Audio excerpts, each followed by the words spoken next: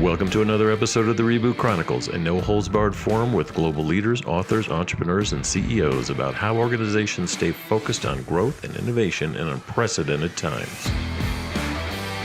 I'm your host, Dean Tobias, coming to you live from Reviv's North American headquarters in Chicago, and we would like to thank you for joining us from around the globe today.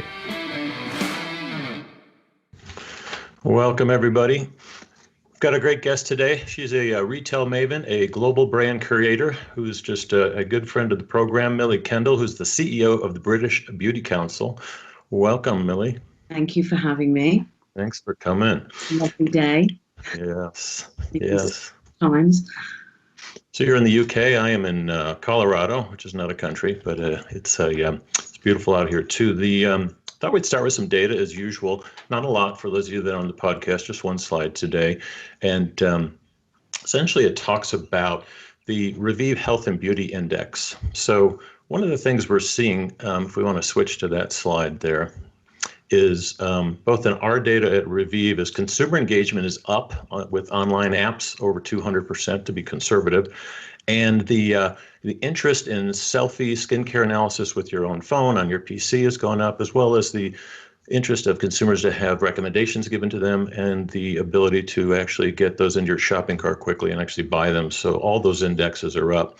Our friends at McKinsey have been doing regular weekly studies. This current one is a consumer intent study that we think is very interesting. It basically is showing how consumers are switching to brands and switching to different retailers. And interesting data here is many of them, over 20% are switching to store brands. Not sure if that's because of availability or not. And others are switching to all different types of websites. So consumers, we've never seen them more open to switching brands, switching retailers, switching to digital than ever before. And if you look at the intent to continue that behavior, it's around 50%, which is abnormally high, quite frankly. Normally, people would try something. They're trying things and they actually are liking them. So that data is interesting. It does correlate with what we're seeing in some of the Revive Beauty Index data as well. My only punchline here is I think, we'll talk to Millie about this, it's a good time for big marketers to be spending money on going after consumers. With consumers so open to willing to try and experiment with whether it's a brand or a retailer or an e-commerce provider or any kind of a digital media company, your return on investment is probably going to be a little bit higher right now with consumers kind of open to that. So that's interesting. And we're seeing that in selfie skincare diagnostics as well. Our platform is open where people can try new things. And the data is showing that this is a trend that we don't think is just going to end when a pandemic ends around the world. So with that, I'd like to kind of switch to a little bit about what's going on with the British Beauty Council. Millie has got some interesting data for us, and we're going to have a great discussion. But maybe just start out, Millie, talking about what is the British Beauty Council? It almost sounds like the BBC if I use the acronym, but totally different group. Maybe tell us a little bit about it to get started. Maybe not that different. We're British. So the British Beauty Council is very akin to the British Fashion Council. It's obviously quite unique. You don't have anything particularly similar in the US. And we are a non-profit. We're an organization that has been tasked with raising the reputation of the beauty industry in the UK. And I think primarily we kind of came together because there was an intrinsic issue with the beauty industry and its reputation here in the UK, both in terms of our messaging, our services, the reputation of the industry in general. And the first thing that we did was define the industry. So in 2018, we defined the British beauty industry so that we knew exactly what it encompassed, because that had never been done before. And then last year, we valued the beauty industry. And I heard those numbers were massive. Yeah, very high. I mean, I was actually there was 6 months of like holding my breath because it could have been quite low. I had no idea what it would reveal. And it turned out that the contribution to Britain's GDP from the beauty industry across all channels is £28.4 billion, So that's the total value of the entire ecosystem. And then what is the actual spend on beauty? 27.2 billion in 2018, which is, again, pretty high. So that's the value. And then in your data, I saw something about 3 billion in terms of spend. What was that number? It was close to three. That's actual makeup, cosmetics alone. Oh, okay. Just makeup cosmetics. Wow, that's a lot of makeup. Yeah, that's a lot of makeup. So generally it's split between personal care, personal enhancement, which is what we call it, and then services. And they're fairly equal. I mean, I would say, roughly 8 billion in total each. Right. So here in Chicago, we have a group that called 1871, one of the largest incubators in the world, and we kind of measure jobs created as well as investment. Of course, what kind of jobs numbers does your industry drive? It's to 600,000 jobs in the UK. I think it's 1 in every 60 jobs in the UK is in the beauty industry. So obviously, we've been lobbying government for the past 4 months to ensure our industry is supported throughout this time. Right. A large majority of those are, a large proportion of those are freelancers, self-employed. So it's tricky times for our industry. But our contributions, our tax contributions, pay for the equivalent of the salaries of 250,000 nurses. And I think before COVID-19, there were 280,000 nurses in the UK. So we're a pretty viable industry, Right. We're sort of, I think it's the first time that the government have taken us seriously. And Yes. it was, we are designed to sort of bring everyone together. So we do include people like the manufacturers and the media and the hairdressers and the nail techs and, product developers. So we've pulled it all together. And I think that's what's made it different.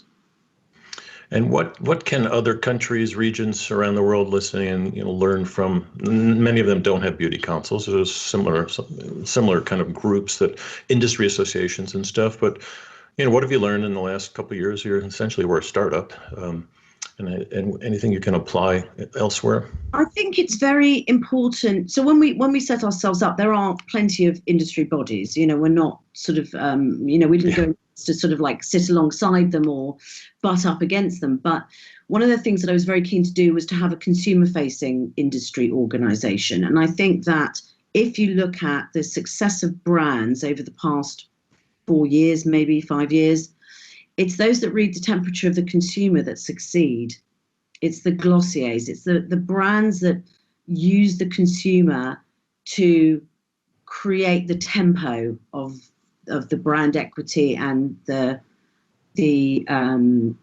new products that they launch. And I think that as an organization, I think what we've done is we've made ourselves very consumer facing, very open, very transparent, but very much appealing to the consumer that doesn't know enough about our industry. So we are a place that you can come if you work within our industry, but we've made ourselves a place to come, or a platform or a group of people where the consumer can come and get more information about what it is we do.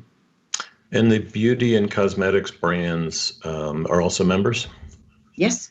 Yeah, and we are they both indie independents as well as the large ones? Oh yeah, absolutely. I mean, my entire career has been about working with independent brands. I launched some of the sort of the brands in the 90s that became part of the Estee Lauder or the L'Oreal group.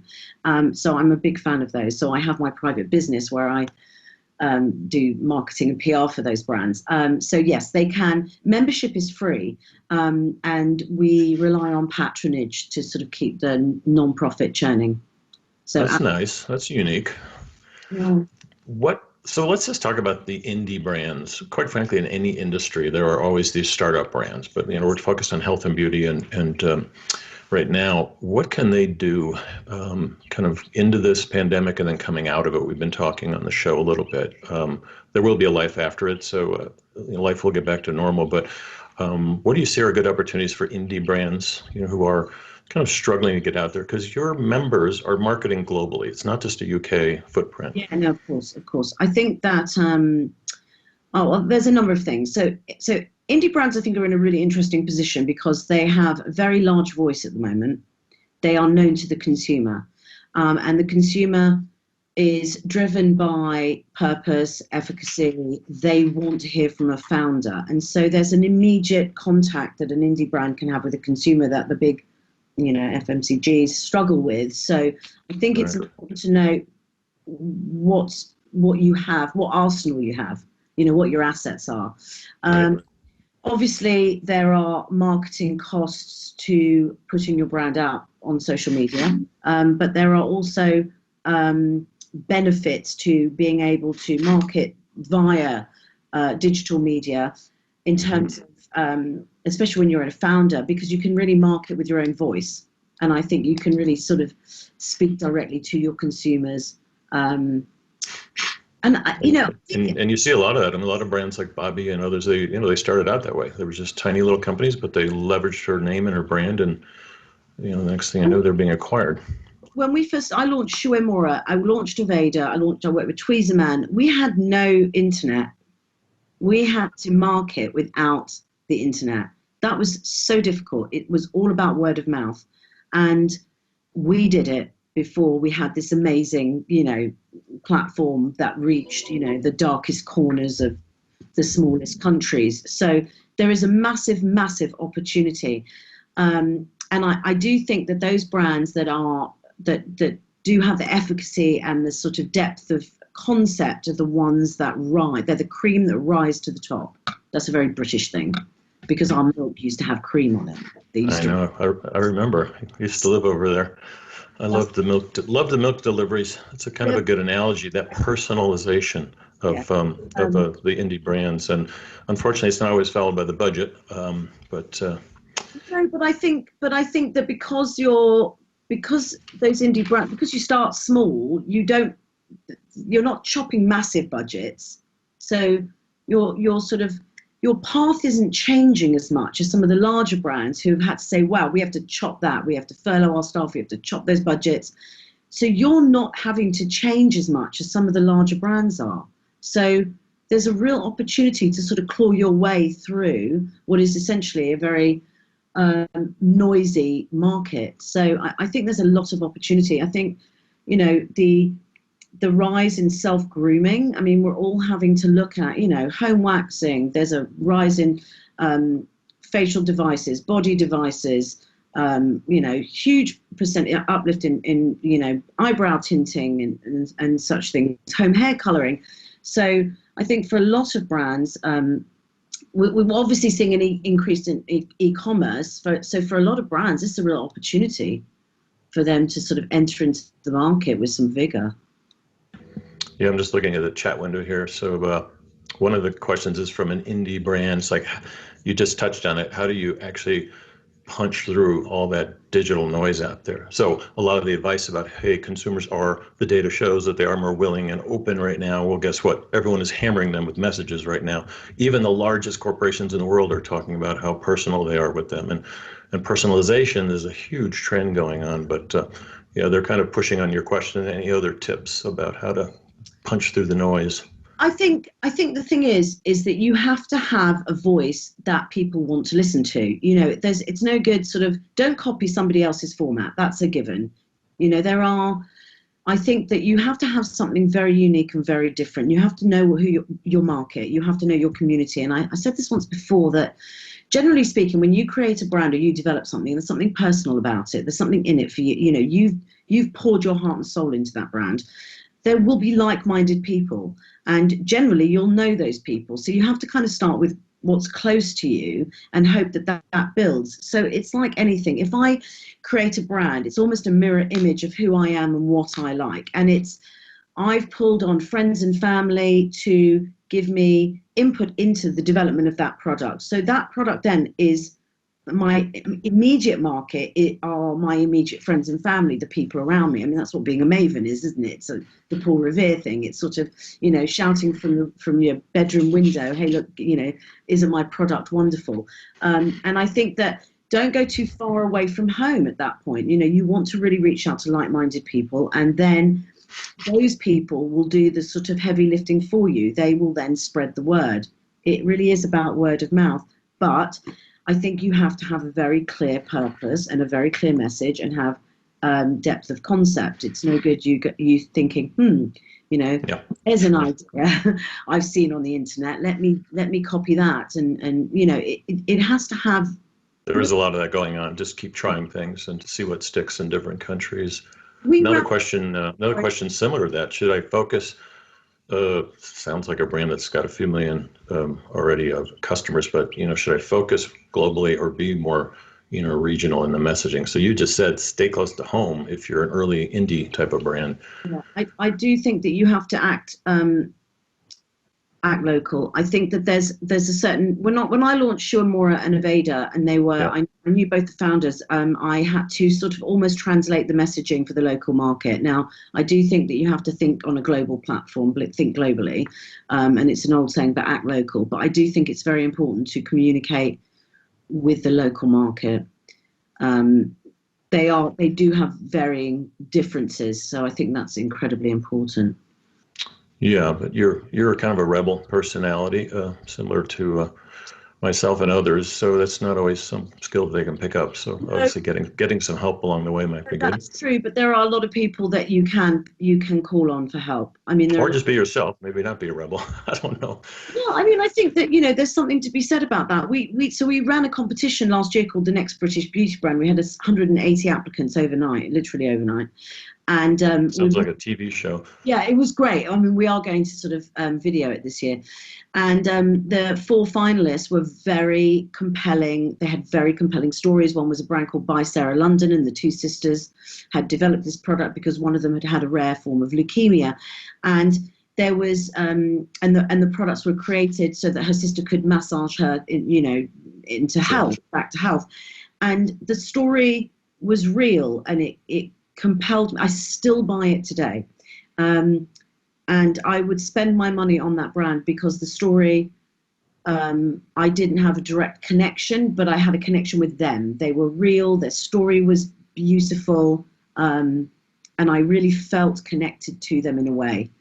And I think that that's really important. And they're not loud voices, but they have a great story to tell. Right.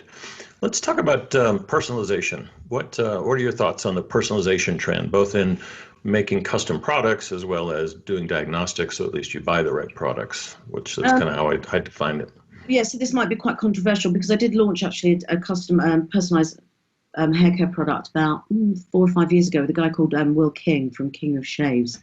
Oh, yeah. And we launched it in the UK and then it went into Ulta. And it's a difficult market in terms of there are a few brands that have done it quite well actually since then.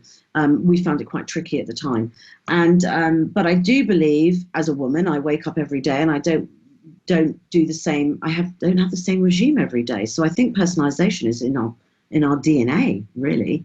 I mean, I assess what I wear and what I do based on various different attributes, what the weather's like, where I'm going, who I'm seeing. Obviously, I'm not going very far at the moment.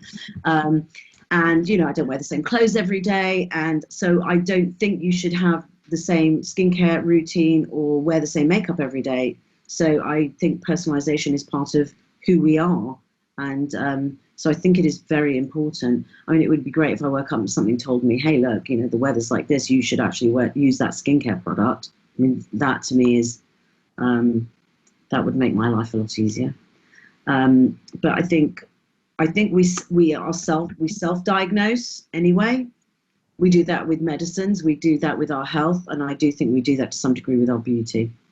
So I think if you bring it back to your own, it's not just about personalization brands as such, because I wonder whether that's just a marketing buzz at the moment. I think generally speaking, we all personalize on a daily basis.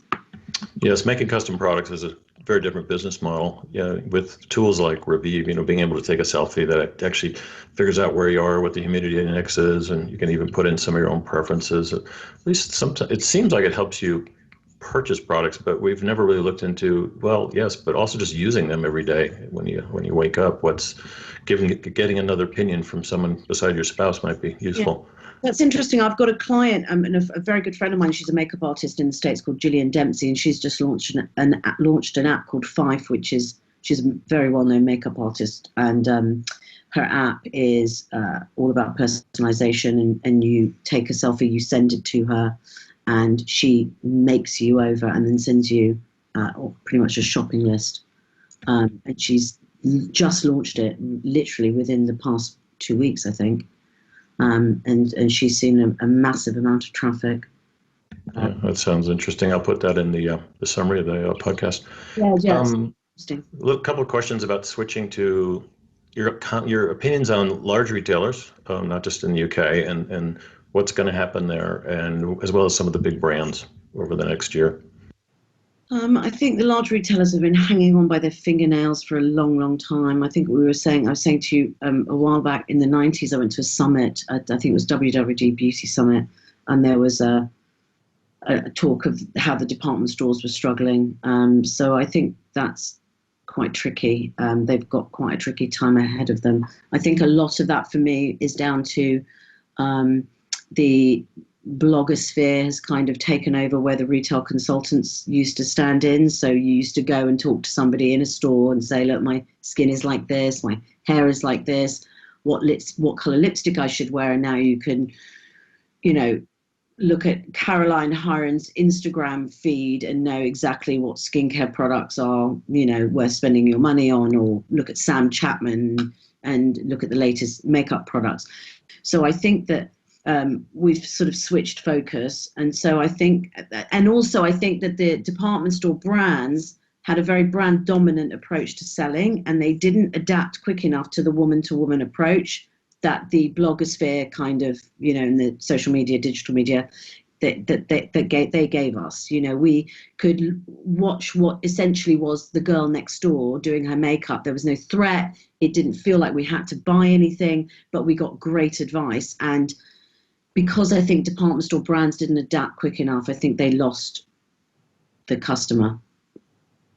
Right, and there's still kind of 90s, early 2000s thinking about digital as about your website versus all the influencer sites, thousands of them that are tiny, up to a Pinterest and a TikTok and all these other influencer sites that are not really telling people what to buy, but it is playing more and more into the shopping cart funnel.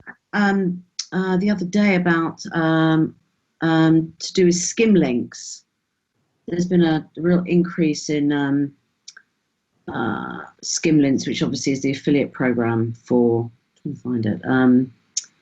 And I think that's quite interesting that the affiliate programs are on the rise. I just think that the method of selling didn't adapt quick enough, and I think that's been a real problem. I still like to go into stores. I think we all want the experience in the theatre. What we don't want is to be, I've been chased through department stores with hair straighteners and being asked, let me fix your hair. I don't want to be told that. And so I think that model didn't update itself quick enough. Yes. How about switching to the big brands? What do you see ahead there? Just a lot of M&A over the last 10 years, them actually buying up these boutique brands versus starting them themselves. Yeah, I mean, what I would like to see as over and above what we will see, what I would like to see is them almost like devolve, like government, devolve to local authorities. I'd like to see them have smaller marketing teams that represent the brands better, because I think what's happened is, and this is just from a brand perspective, maybe not from a consumer's perspective, because maybe the consumer doesn't know Bobby's owned by Estee Lauder or Joe Malone is, but I think from a brand perspective and founder perspective, we or they feel like they lost their voice. And I think then it muddies the waters a little bit. And if you want the consumer to make a choice, and an educated choice, I think you need to devolve the voice back into the brand. And so I think a lot of these companies have sort of global marketing teams that work across brand. And I feel that, break that down, make that smaller, make it more cost effective, but allow those brands to have their own voice. And I think that's going to be very, very important, especially with the amount of noise on digital. They're going to have to. Somebody said to me the other day, and this is really important to understand, is that in 10 months, our business acumen online will be where it would have been in 10 years if it hadn't been for COVID-19. So we need to adapt very quickly, because there's a rapid change about to happen. And so, and those indie brands will have more opportunity now to cut through. Before it was who could get on the shelf in Selfridges. Exactly. Yeah, we mentioned that in the Revive Beauty Index a few weeks back, that even a lot of the laggard baby boomers who were not using a lot of online have migrated there now, and they may stay there. They may not run to a local shop to buy a health and beauty product. They might just pick them up online, and it might be relationships they developed during this time. Yeah, absolutely. I totally agree with that. I mean, I do think that there's a lot of experimentation going on, and I think that I've discovered home brands that I wouldn't have, electronic brands that I wouldn't have thought to purchase before. But I do think that that's incredibly important. I think it's almost like you said, we're going back to normal. I don't think we'll ever really go back to normal. I think things will have changed, and quite dramatically. I don't think it's sort of doom and gloom for the beauty industry, because I think we're pretty nimble, and I think we've been set up to change. I think something like a very, very small percentage of our sales in the UK are purchased online. We're still very much a country of shoppers. We like to go into store, but I think there's been like a 60% increase across most of the online beauty platforms in the UK. So, we're on our way. If it's a good experience and the product arrives quickly and nicely and efficiently, why would I go back to, traveling? Right. What we've got a problem in the UK is we travel by, crammed trains and buses, and people aren't going to want to do that in the short term, I don't think. No, you are a unique country because the footprint is, so many local shops, and we're just not seeing that in many of the industrialized countries. That I don't know how far I have to drive really in the States to get something that unique. It's not around the corner as much as it used to be. But you sit in your own car, whereas, if I go into town, I've got to I'm crammed in a tube carriage, and I'm not going to do that. I can't see returning to that in a way. So I think that there has to be a sort of slight shift in why I'm going into those stores. Exactly. We have to have more to deliver, more to offer. But yeah, I think online is very interesting, and I think it's great for indie brands, because at the outset it's low entry, it's low. There's not a huge cost to it. Exactly. Well, Millie, we want to thank you. Just any parting comments about how you think things are going to open up in the UK over the next few months? Well, I think when we go back to when lockdown's lifted, I'm going to go back and I'm going to have my hair done and my nails, and so I think we're going to see a massive boom in services in the short term, and I think things will have changed in a way for good. I really do believe that, but I don't think that it's doom and gloom. And beauty products have been up there with food, home, pet, health. So we have retained fairly buoyant sales throughout this past month and a bit. Great, Yeah. fantastic. Yeah. So I'd like to thank Millie Kendall, the CEO of the British Beauty Council, and check in with us next week. We are going to have an episode about how do you reopen the economy, country by country, area by area, specifically learning from what can we see in the early signs of what's going on in China. So tune in next week, and we'll see you there. Millie, thank you so much for joining us. Thank you for having me. Thank you. Stay safe, please. Yeah, you too. Cheers. Thank you.